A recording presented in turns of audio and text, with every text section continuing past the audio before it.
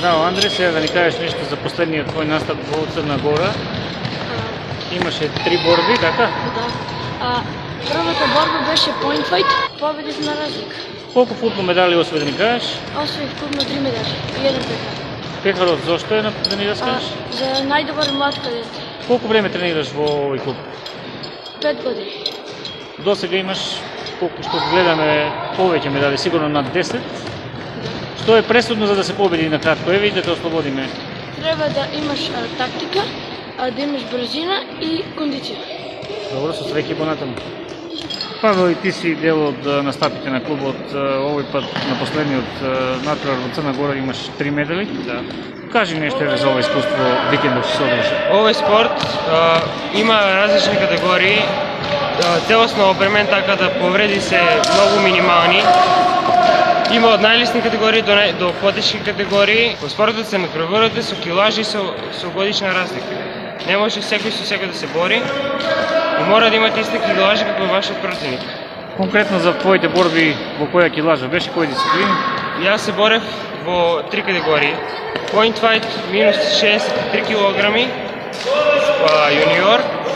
Point fight минус 69 кг, исто така јуниор. И kick light минус 63 кг, јуниор. На тие меѓународни натпревари ви ти кратко кажи ни што е пресудно за да се биде меѓу најдобрите.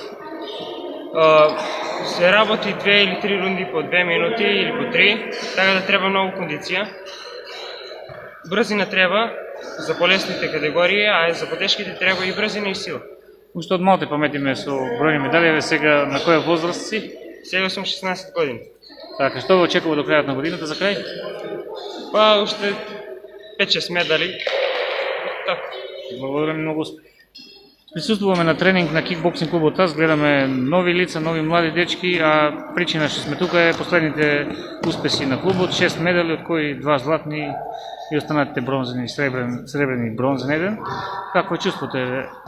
После еден подолг период, ковид период да кажам, веќе се враќаме во некоја нормала со клубот, се враќаат и децата веќе покажуваат интерес и салата се полни постепено. Ги повикувам сите, може да дојдат да тренираат кој сака. Инаку викендов бевме на меѓународниот турнир Златен кикбоксер во Плевја, каде што настапивме со 20 надпреварувачи. Андре Митков во категорија на помлади кадети настапи во дисциплините point fight минус 42 кг и минус 47 кг, каде што освои 2 златни медали. И настапи исто така во дисциплината kick light минус 42 кг, каде што во финалето изгуби и се закити со сребрен медал. Додека Павел Стојчевски за прв пат сега стана јуниор и настапи во јуниорска категорија. Имаше 2 финалиња во point fight минус 63 кг и минус 69, каде што за жал изгуби и остана на сребрен медал. Освои 2 сребрени медали, додека во дисциплината kick light минус 63 кг на почетокот имаше една мала повреда, не сакавме да ризикуваме, така што остана со бронзен медал. До крајот на годината не очекуваат уште 2 настани, сметаме дека во Ниш на Best Fighter ќе идеме со поголема екипа, во зависност од финансиите, и во средината на декември се надеваме дека ќе обезбедиме средства да патуваме во Пловдив. Исто така интересен меѓународен турнир. И за крај порака до тие што имаат желба да тренираат, ама се уште се двоумат да се запишат. Па ние сме тука во понеделник, среда, петок во салата на основното училиште Вачо Фоки Делчево од 18 часот. Понеделник, среда во 18:30 и петок во 18 часот. Повелете, тука сме, кој сака. Може да ви се придружи. Да. Многу успех понатаму, благодарам. Благодарам и на вас.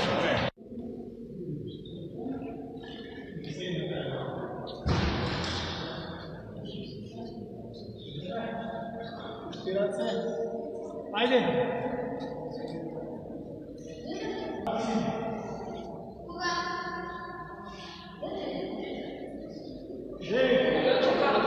Јас гласно да слушам.